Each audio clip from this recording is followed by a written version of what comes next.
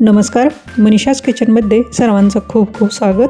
श्रावण महिना म्हटलं की व्रत उपवास आलेच. उपवासाच्या दिवशी तेच पदार्थ खाऊन कंटाळा येतो ना, म्हणून आज मी बनवले आहे भगर आणि बटाट्यापासून बनणारे उपवासाचे मेदूवडे आणि दह्याची चटणी. हे पहा, मेदूवडे किती छान झाले आहेत, वरून कुरकुरीत आणि आतून मऊ. हे मेदूवडे दह्याच्या चटणीसोबत खूप छान लागतात. चला तर मग रेसिपीला सुरुवात करूया.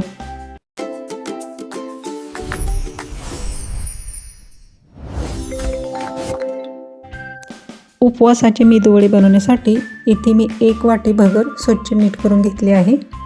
आता ही भगर भाजून घेऊया.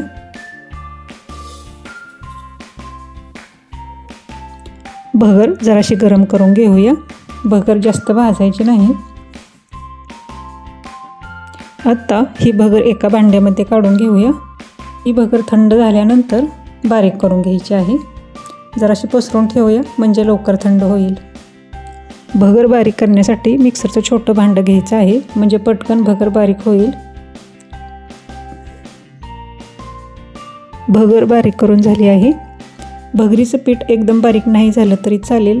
आपला लहान गरा असतो ना, त्या पद्धतीनं भगरीचं पीठ करून घ्यायचं. आता गॅसवर कढई ठेवून घेऊया. सुरुवातीला तेल टाकून घ्यायचं आहे. तेल थोडंसंच टाकून घेऊया. मिरचीचे तुकडे टाकून घेतले आहेत. मिरचीचे तुकडे थोडेसे तळसून झाले की यामध्ये पाणी टाकून घ्यायचं आहे.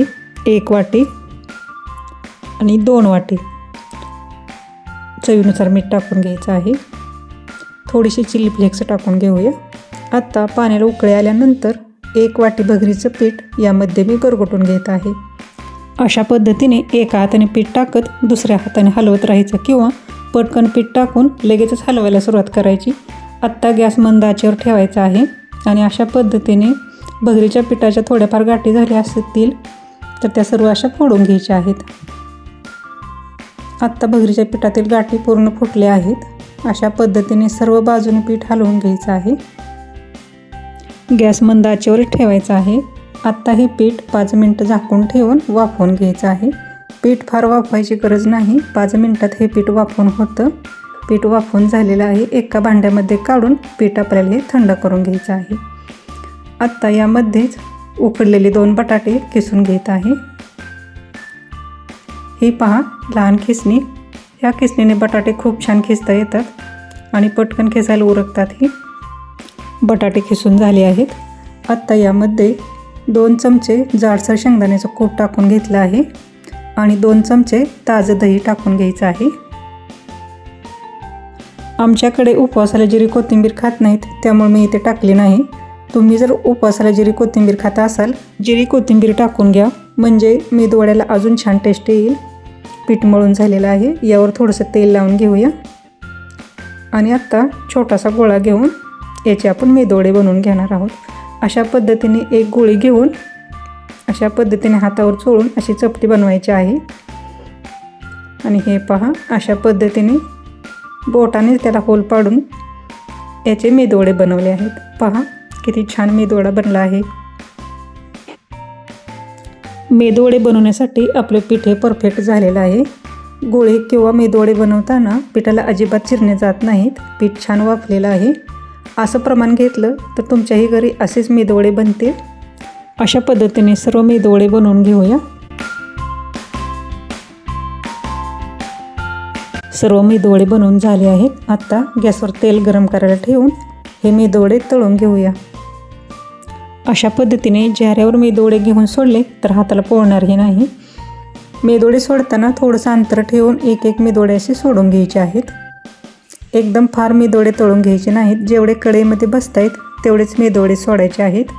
आता तेल चांगलं गरम झालेलं होतं. आता गॅस मंद आचेवर ठेवूया. मेदूवड्याचा जरासा रंग बदलला की नंतर मेदूवडे असे पलटून घ्यायचे आहेत. प्रत्येक मेदूवडा असा पलटून घ्यायचा आहे. अशा पद्धतीने आलटून पलटून खमंग असे मेदूवडे तळून घ्यायचे आहेत. मेदूवडे जरासं लाल रंगावर आले की ते काढून घ्यायचे आहेत. हे पहा, आत्ता मेदूवडे आपले तळून झाले आहेत. अशा पद्धतीने चेहऱ्याच्या साहाय्याने पूर्ण तेल वितळवून मेदूवडे काढून घेऊया. आत्ता राहिलेले मेदूवडेही तळून घेऊया. अशा पद्धतीने उपवासाचे हे मेदूवडे आपले बनवून तयार झाले आहेत. आता त्यासोबत खाण्यासाठी दह्याची चटणीही बनवून घेऊया. दह्याची चटणी बनवण्यासाठी ताजे दही घ्यायचं आहे. खूप आंबट दही घ्यायचं नाही. 1 वाटी दही घेतलं आहे. थोडंसं मीठ टाकून घेऊया. 1 चमचा साखर, लाल तिखट अर्धा चमचा आणि जाडसर शेंगदाण्याचा कूट 2 चमचे टाकून घेतला आहे. आत्ता हे मिक्सरवर फिरवून घेऊया. दही पातळच असल्यामुळं इथं मी पाणी टाकलेलं नाही. दही फार घट्ट असेल तर थोडंसं पाणी टाकलं तर चालेल. अशा पद्धतीने उपवासाची दह्याची चटणीही आपली बनवून तयार झाली आहे. रेसिपी आवडल्यास मनीषाज किचनला लाईक आणि सबस्क्राईब करायला विसरू नका.